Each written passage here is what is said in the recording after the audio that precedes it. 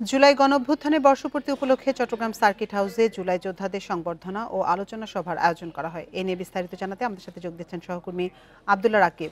Abdullah Rakib, Chittagong circuit হাউসে কারা কারা উপস্থিত আছেন এবং চট্টগ্রামে আজকে সারাদিন আর কি কি আয়োজন আছে? বান্ডেল থাকলে প্রতি সেনমানিতে টাকা বাঁচবে। বিকাশ সেনমানি বান্ডেল কিনে জিতুন প্রতি লেনদেনে। চট্টগ্রামে সকাল থেকে আসলে জুলাই গণঅভ্যুত্থান দিবসের কর্মসূচি শুরু হয়। মূলত চট্টগ্রামে যে শহীদ হয়েছিলেন 11 জন, তাদের মধ্যে 2 জনের কবরে পুষ্পস্তবকের দেওয়ার মধ্য দিয়ে আসলে অনুষ্ঠানের শুরু হয়।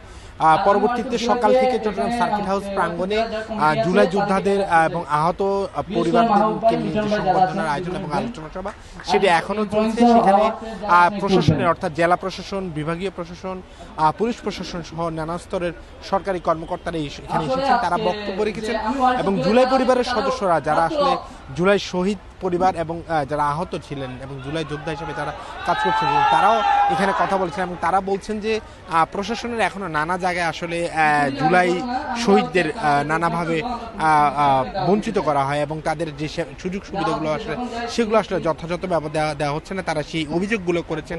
পাশাপাশি তারা বলেছেন যে জুলাই শহীদদের যে স্মৃতি রক্ষায় যে তথ্য এবং সঠিক উপাত্ত দিয়ে ইতিহাস সংরক্ষণ করার একটি জোর দাবি জানিয়েছেন তারা।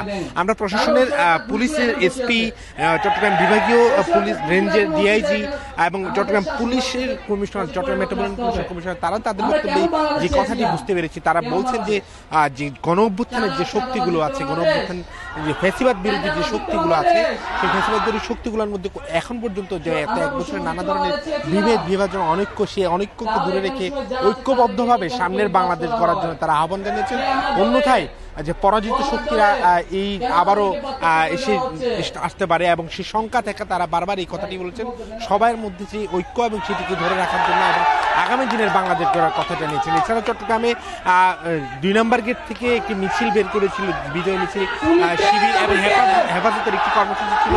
দুপুরে এনসিপির একটি মিছিল বের করা হয় এবং বিকেলে প্রেস ক্লাব এবং জামাতের একটি মিছিল রয়েছে।